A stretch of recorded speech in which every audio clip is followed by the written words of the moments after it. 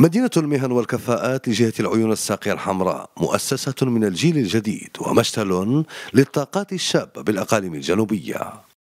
فضاء بمواصفات عالمية يقدم عرضا تكوينيا متنوعا يتكون من شعب تواكب التنمية التي تعرفها الصحراء المغربية، وتأخذ بعين الاعتبار التقاء التكوينات مع الحاجيات الحقيقية لسوق الشغل.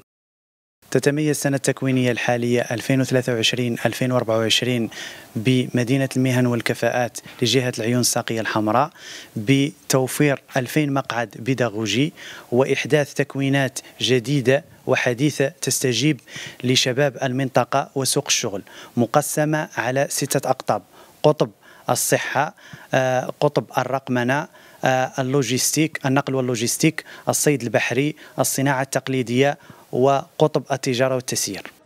مدينة المهن والكفاءات تضم 6 أقطاب مهنية. هنا في قطب الصحة يتلقى الطلبة دروسا نظرية مع وضع المتدرب في صلب المقاربة التعلمية عبر دروس أخرى تطبيقية، كما هو الحال هنا في وحدة العلاج البيداغوجي.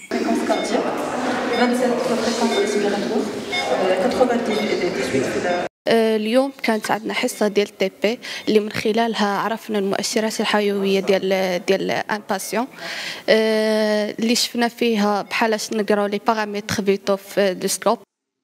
العرض التكويني بمدينة المهن والكفاءات عرض متنوع، فإلى جانب قطب الصحة هناك أقطاب أخرى كقطب الصيد البحري وقطب التسيير والتجارة، مع مقاولة افتراضية وقطب الصناعة التقليدية وقطب العالم الرقمي. انا اختاريت نكون بمؤسسه CMC حيت كتفتح لي بزاف ديال الابواب للولوج لسوق الشغل تحت اشراف الاطر اللي عندنا هنايا ذات كفاءه عاليه، وعندنا بزاف ديال المنصات الالكترونيه بحال OFPPT لونغ OFPPT اكاديمي، وعندنا مجموعه من المرافق. في قطب النقل واللوجستيك يتابع عدد من المتدربين دراستهم، وهم متوزعون بين شعبة اللوجستيك وشعبة النقل. قطب النقل واللوجستيك اللي تم إطلاقه لأول مرة هنايا في لاغيجيون في الجهة ديال العيون الساقية الحمراء، وبالضبط في مدينة المهن والكفاءات، اللي كيمشي في نفس التوجهات اللي كيمشي فيها اللي كتمشي فيها المؤسسة ديالنا، انطلاقا من مجموعة من الوحدات النظرية والتطبيقية، وكذلك الفترات التدريبية اللي كتمكن المتدربين ديالنا كيف ما كان النوع ديال التكوين ديالهم أنهم يندمجوا والدمج ديالهم في الميدان المهني. حلبات السياقة بمدينة المهن والكفاءات مدرسة من نوع آخر، حيث تقدم دروسا تطبيقية وتقنية يتكون من خلالها المتدربون وفق برامج تكوينية محينة تم تطويرها عبر نموذج بيداغوجي جديد.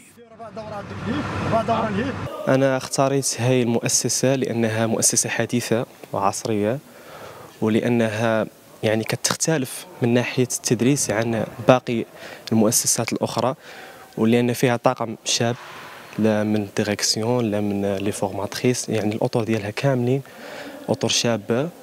واختاريت أنا هاي الشعبة لأنها شعبة مطلوبة جدا في سوق العمل، وخصوصا هون في الأقاليم الجنوبية.